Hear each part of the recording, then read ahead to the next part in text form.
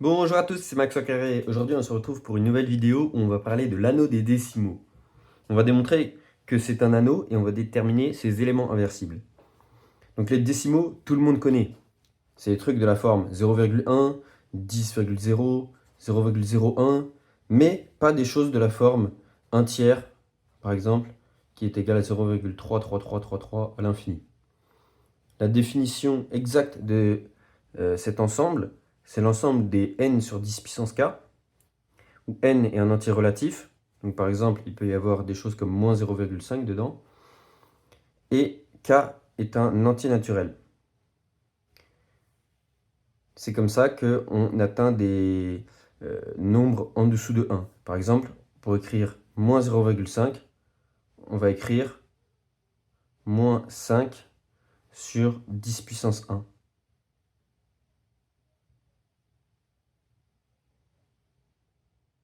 Et c'est comme ça que on écrit ce nombre pour l'adapter à cette notation. Donc c'est parti pour démontrer que c'est un anneau. Et donc là, pour se simplifier la tâche, on va montrer que c'est un sous-anneau de R.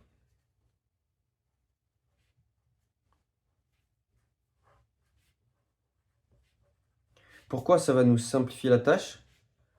Parce qu'on n'a pas besoin de faire tout ce qui concerne les opérations.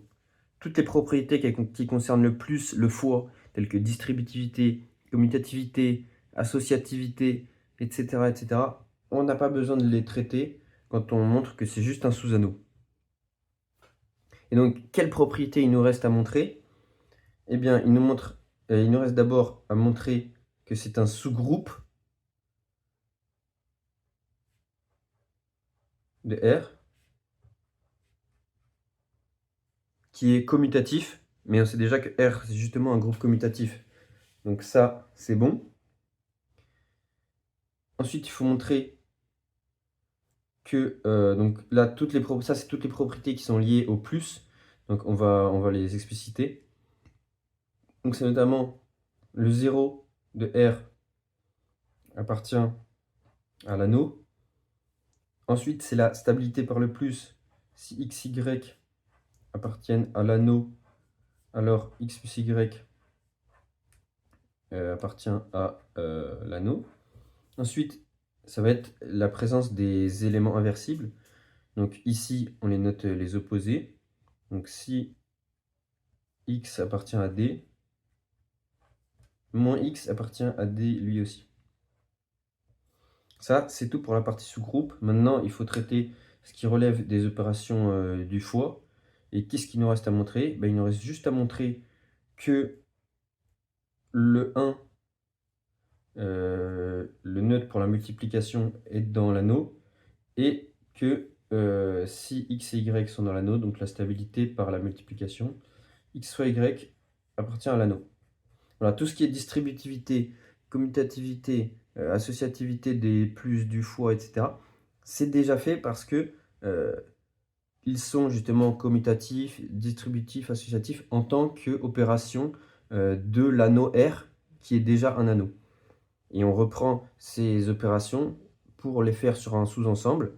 Donc c'est des lois induites et donc elles conservent leurs propriétés. Donc il y a juste besoin de montrer ces choses-là.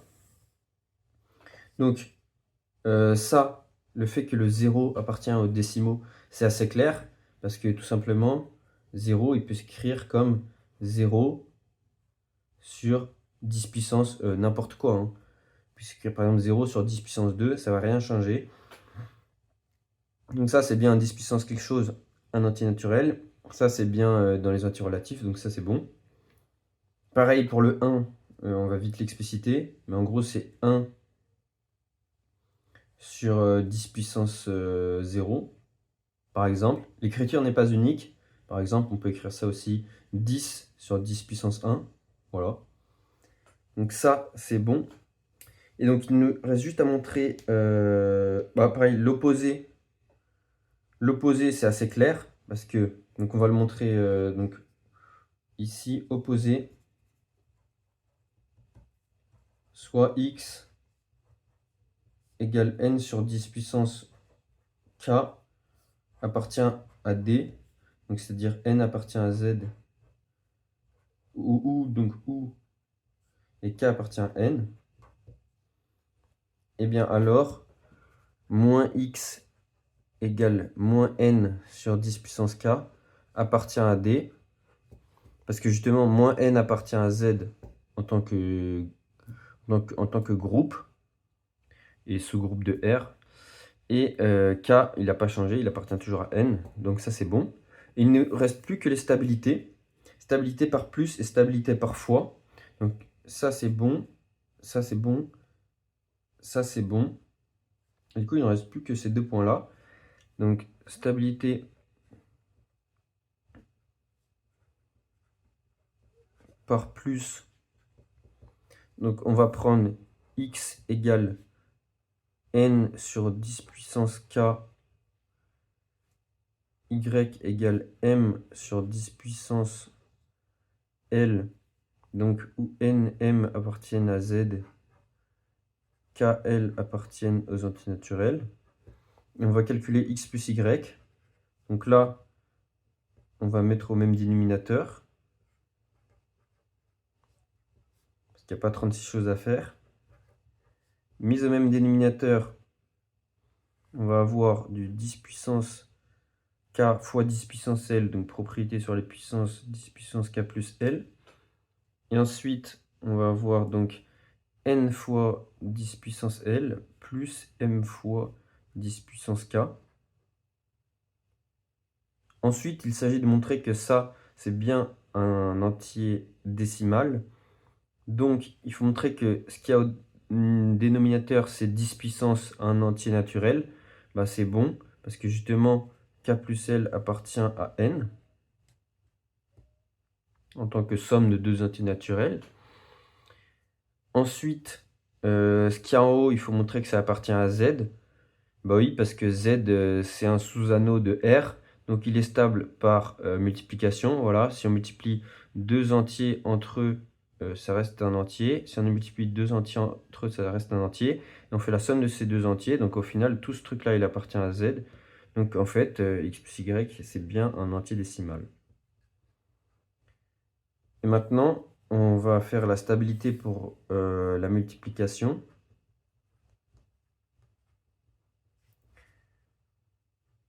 Donc je vais reprendre les mêmes notations qu'avant, x égale n sur 10 puissance k et y égale m sur 10 puissance L. Et si on calcule x fois y, donc ça va faire n sur 10 puissance k, m sur 10 puissance L. Ça va nous donner n fois m sur 10 puissance k plus L. Et donc la même chose que tout à l'heure, k plus L, c'est bien un entier naturel, comme somme de deux entiers naturels. Et n fois m, pareil, un produit de deux entiers relatifs, ça fait un entier relatif. Donc c'était tout pour la partie montrer que c'est un anneau, et désormais on va étudier les éléments inversibles. J'ai réécrit la définition de l'anneau D, et j'ai écrit la définition d'être inversible. Donc un élément de D est inversible si seulement s'il existe un autre élément de D, donc Y par exemple, tel que x fois Y égale 1 et Y fois X égale 1. Donc ici, on n'aura pas besoin de vérifier les deux choses, puisque D est un anneau commutatif pour la multiplication. Donc on aura directement x fois y égale y fois x, et donc on a juste besoin de vérifier que x fois y égale 1. Et on va appeler I l'ensemble des inversibles de D. Donc déterminer les éléments inversibles de D, c'est exactement déterminer I, quels sont les décimaux qui sont dedans, quels sont les décimaux qui ne sont pas dedans, etc. Donc on va essayer de tâtonner un peu, et on va prendre quelques décimaux, par exemple, je sais pas, 0,1. Est-ce qu'il est inversible? Ah, on voit vite que quand on le multiplie par 10, on arrive sur 1. Ça, c'est bon. 0,2. Ah, quand on le multiplie par 5, ça fait 1. Ok. Ok, solide. Ensuite, 0,3. Ah, là, c'est compliqué. Alors, qu'est-ce qu'on peut essayer de faire pour trouver l'inverse d'un élément? Bah, on peut tout simplement essayer d'inverser l'élément en tant que rationnel. Donc, par exemple, ici, 0,1 c'était 1 sur 10. Et si je l'inverse en tant que fraction rationnelle, bah, j'obtiens 10 sur 1. à 10 sur 1, donc qui est égal à 10, qui est bien un décimal. Là, pareil, c'était 2 sur 10. 2 sur 10, hop, quand je l'inverse, ça donne 10 sur 2, ça fait 5. C'est bien un décimal. Donc ce qu'on peut essayer de faire, c'est d'écrire le décimal, de l'inverser au sens des rationnels.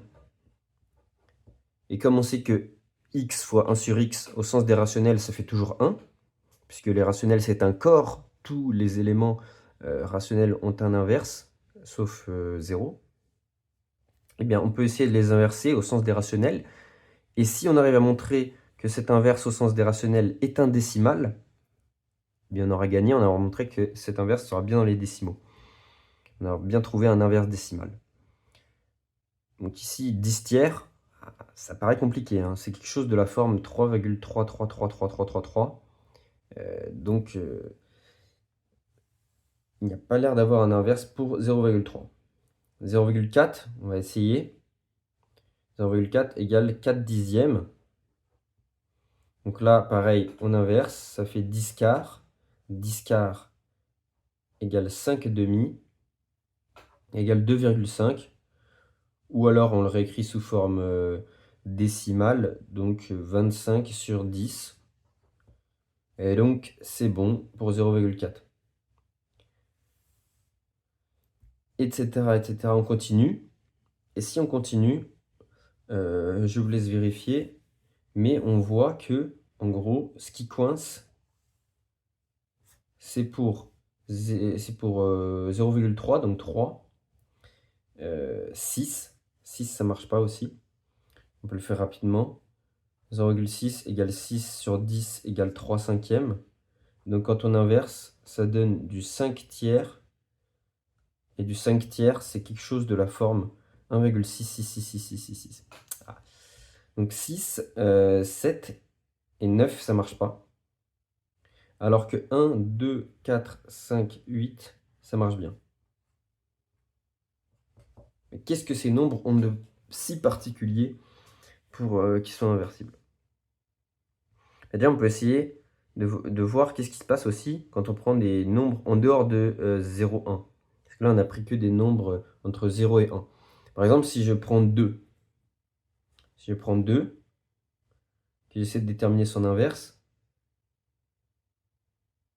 en fait, ça revient à déterminer par combien je dois le multiplier pour obtenir 10. Une fois que j'ai cette équation-là, j'ai juste à la diviser par 10. Hop. Et j'aurai mon inverse 5 sur 10. De la même manière que j'ai fait pour 0,2. 0,2 fois 5, hop, je prends la même chose et je divise tout par 10. Pareil, pour l'inverse de 3, 3 fois égale 10. Et là, on est toujours dans la même histoire. C'est que 10 tiers, c'est pas un décimal. De la même manière, 1 tiers, ça fait du 0,33333. Et on n'arrivera toujours pas à trouver d'inverse pour 3. De la même manière, si je veux trouver l'inverse de 20 000, j'ai juste besoin de trouver par combien je dois le multiplier pour arriver au la prochaine puissance de 10, donc 100 000. Hop, fois 5. Je pourrais tout diviser par 100 000. J'aurais trouvé mon décimal. Donc 5 sur 100 000, 5 sur 10 puissance 5, fois 20 000. Hop. Et pareil, je pourrais pas, avec 30 000, trouver, etc. Donc là, ma conjecture, ça va être la suivante. Donc ça va être que I, l'ensemble des entiers décimaux inversibles, ça va être quoi? Ça va être l'ensemble des n sur 10 puissance k, donc un entier décimal de la forme classique, quoi, et qui va vérifier une condition en plus. Ça va être la suivante. Ça va être, il existe P, un entier naturel tel que, donc ce qu'il y a au-dessus, n divise 10 puissance p. Donc là, vous allez comprendre ce que je veux dire. En gros, j'ai vu que pour 0,2, 2, 20, 20 000, 200 000, etc., ça marchait. Juste parce qu'en gros, il se passait quoi? C'était 2 divise 10. Là, 20 000 divise 100 000. En gros, ce 20 000, c'est quoi? C'est 20 000 sur 10 puissance 0. Voilà. Donc le truc au-dessus divise une puissance de 10, c'est bon. 0,2, c'était 2 sur 10. 2 divise 10, c'est bon. Désolé. Par contre, 3, ça marche pas. 3 divise pas 10. 30 ne divise pas 100. 30 000 ne divise pas 100 000. Donc ça marche pas. Et donc on va essayer de montrer que ce truc-là, enfin que cet ensemble-là, c'est bien l'ensemble des inversibles. Et donc on va procéder par double inclusion. Donc déjà, on va montrer que les éléments qui sont bien dans le gros bazar, là, ils sont bien inversibles. Donc on va par exemple noter cet ensemble, on va le noter M. Voilà. C'est I, mais on ne sait pas encore que c'est I. Du coup, voilà, on va noter M égale le gros bazar, voilà. Et on va montrer, montrons que I égale à M, en gros. Et du coup, on va d'abord montrer que tous les éléments donc qui sont dans M, donc de cette forme-ci, ils sont inversibles. Donc on va essayer de montrer que M est inclus dans I. Donc soit X appartient à M. Qu'est-ce que ça veut dire? Ça veut dire qu'il existe N dans Z, K dans N, donc ça c'est la forme classique d'entier décimal. Mais il existe aussi un P dans un entier naturel, hop, tel que donc X égale N sur 10 puissance K, et N divise 10 puissance P.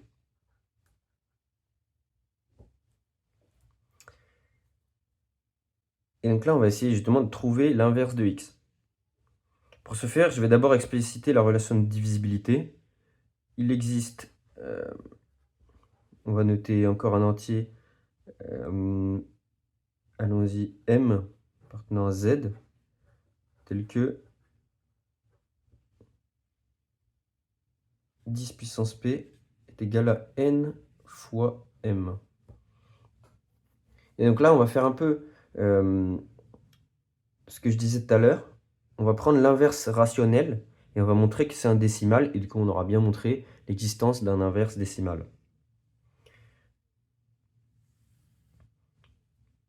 En gros, on a 1 sur X, l'inverse au sens rationnel, tel que X fois 1 sur X égale 1, qui est égal, donc tout simplement, à 10 puissance K sur N. Ok? Là, j'introduis mon 10 puissance P, je vais multiplier par M en haut et en bas, donc N fois M. Donc là, je reconnais N fois M, du coup, je peux remplacer par 10 puissance P. 10 puissance K fois donc M. Et il s'agit de montrer que cet inverse est bien un entier décimal. Bah oui, c'est le cas, puisque en haut, on a quoi? Entier relatif fois entier relatif, donc tout le haut appartient bien aux entiers relatifs. Et en bas, on a quelque chose de la forme 10 puissance P, où P est dans N. Donc ça marche très bien. Et on a bien X fois 1 sur X égale 1. Donc tout ce truc voilà, appartient à D, donc on a bien trouvé un inverse décimal à X.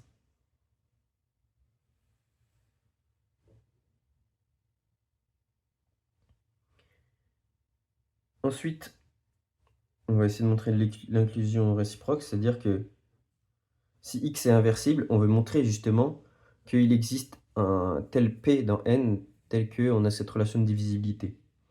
On va prendre X appartient à I. Donc ça veut dire quoi? Ça veut dire qu'il existe Y appartenant aux décimaux, tel que X fois Y égale 1. Et nous, on veut montrer quoi?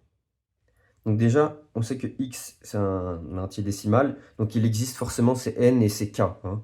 X s'écrit sous la forme, voilà, X égale N sur 10 puissance K. N appartient à Z, K appartient à N. Donc nous, tout ce qu'on veut, c'est montrer l'existence d'un P tel que N divise 10 puissance P. Montrons qu'il existe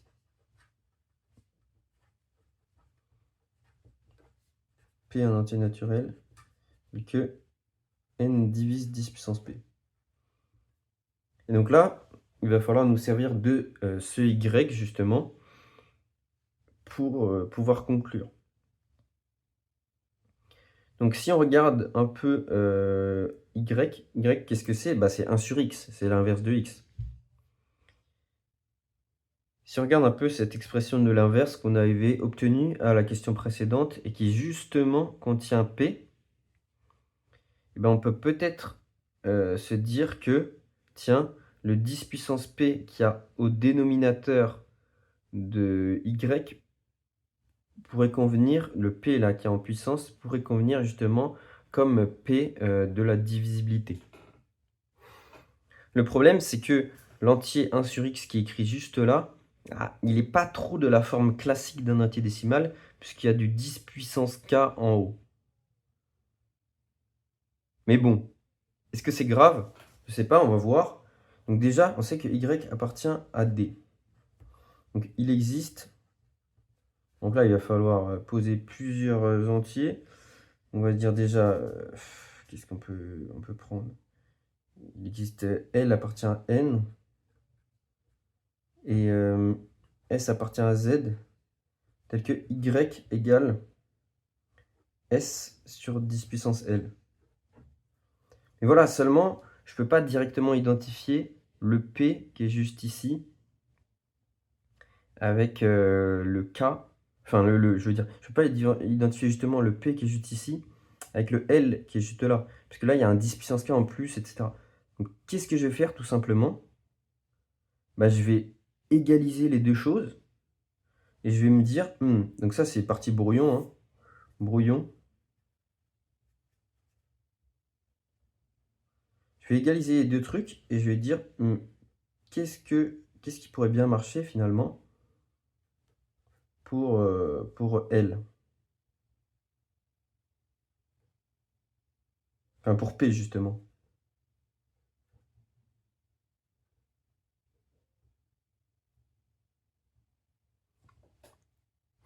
Bah, si je passe le 10 puissance K en bas, de l'autre côté, j'obtiens M sur 10 puissance P égale S sur 10 puissance K plus L. Et là, j'obtiens une expression relativement satisfaisante. Et du coup là, on va poser P égale K plus L. Et on va montrons que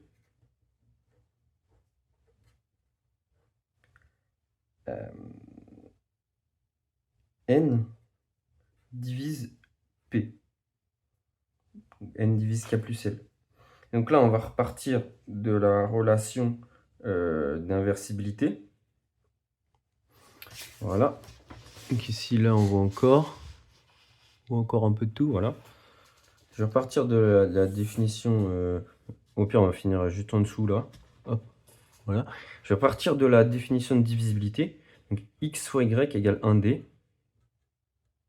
Donc on va remplacer x par son expression, y par son expression.